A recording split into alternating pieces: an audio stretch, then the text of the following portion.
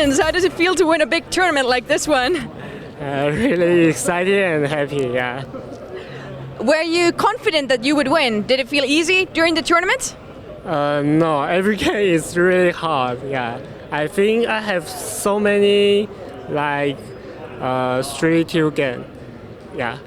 And like lose 2-3-2 and win a lot of 3-2 game, yeah. How was it in general for you to play here at Assembly? How did you like the event? How